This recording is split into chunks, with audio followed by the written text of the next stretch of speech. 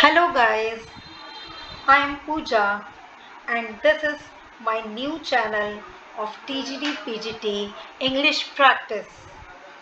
Today we will practice the literary terms Baroque. In this video we will study the detail about Baroque. So let's start. The term Baroque is derived from the Spanish and Portuguese Barroco. In Spanish, Barroco meaning architecture, and in Portuguese, Barroco meaning or Barroca meaning pearl, that is rough and irregular in shape. So this term describes something that is rough and irregular in shape. इस term का मतलब है, ये term ये बताती है कि that the thing that is rough and irregular in shape, जो चीज रफ होती है ये irregular होती है शेप में. A term applied by art historians to a style of art, architecture, sculpture and painting that emerged in Italy at the beginning of the 17th century and then spread to Germany and other countries in Europe. ये term स्टोरिया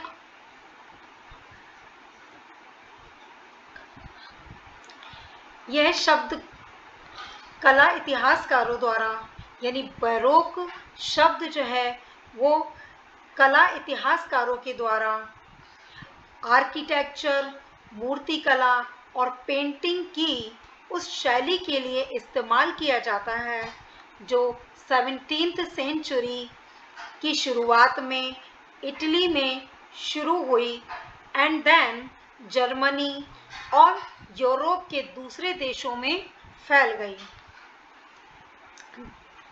The style employs the classical forms of the Renaissance but breaks them up and intermingles them to achieve elaborate, grandiose, energetic and highly dramatic effects.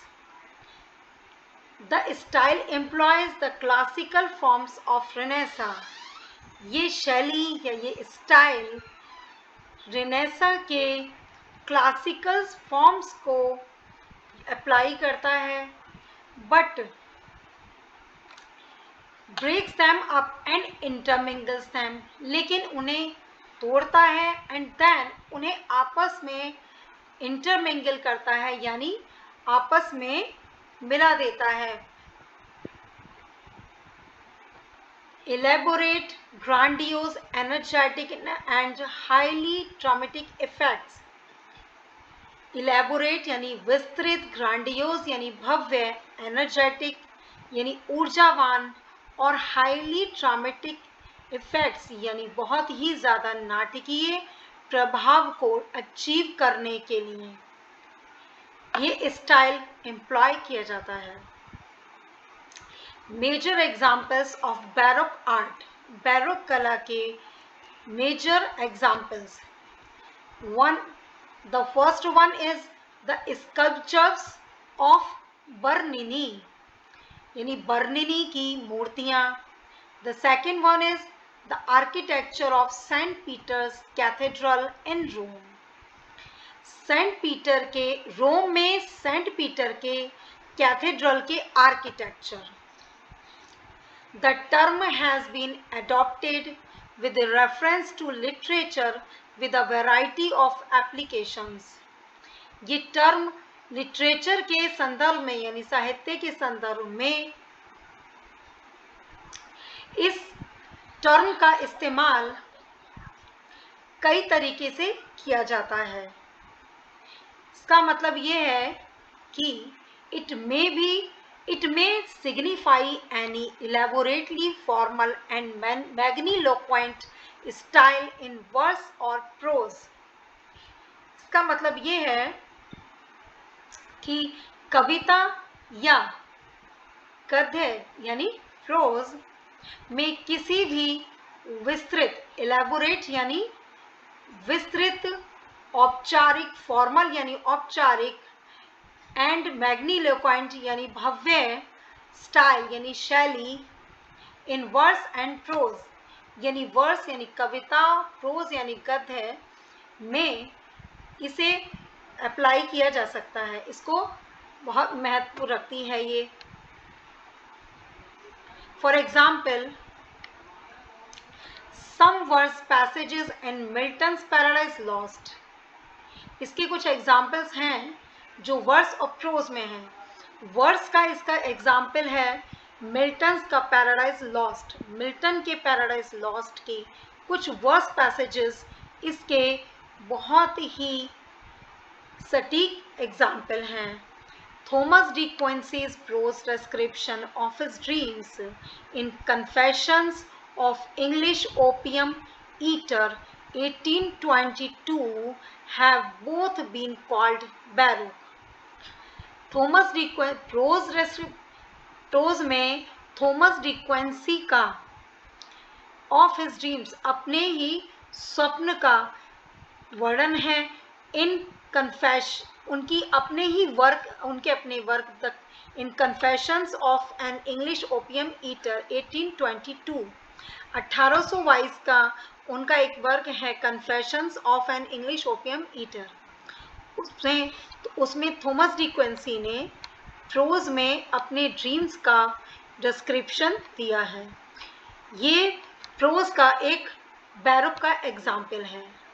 Verse का Milton का Paradise Lost and Thomas De Quincey का Confessions of an English opium Eater इसके best example हैं।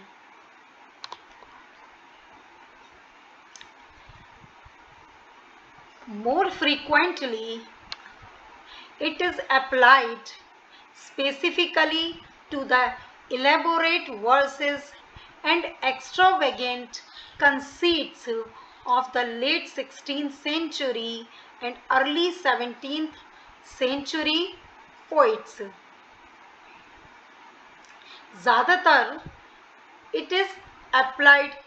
ज़्यादातर इसका इस्तेमाल खास तौर पर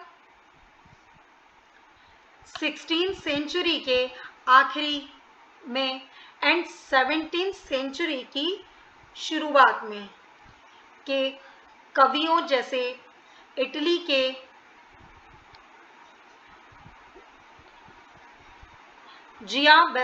जियांबैत्तिस्ता मैरिनो इन इटली, जैसे इटली के poet Giambattista Marino, and in Spain के पोइट लुइस डी गोंगोरा है।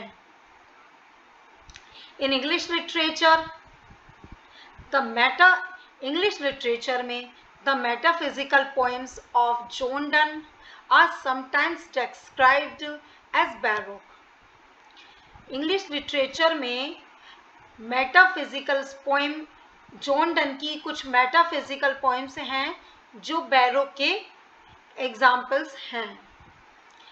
But the term is more often and more appropriately applied. लेकिन ये शब्द ज़्यादातर और ज़्यादा सही ढंग से पोइट रिचर्ड क्रॉशा के विस्तृत शैली एलेबोरेट स्टाइल, फैंटास्टिक कंसीट्स, अद्भुत कल्पनाएं एंड एक्सट्रीम रिलीजियस इमोशनलिज्म और अत्यधिक धार्मिक भावनाओं के लिए इस्तेमाल किया जाता है। Thank you and this is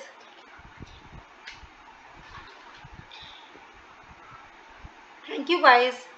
आपने ये बैरोक के बारे में डिटेल पढ़ी।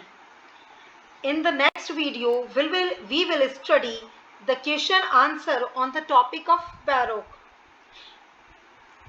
and there we study with the help of question answer very deep. एकदम गो थ्रू जाए हम लोग, एकदम गो थ्रू जाएंगे और अच्छे से ज़्यादा बेहतर तरीके से क्वेश्चन के थ्रू हम लोग बैरो की स्टडी कर पाएंगे. In the next video we will study the question answer on the topic of Barrow. If you like the video, please like, subscribe and share. Thank you everyone. We will meet in the next video.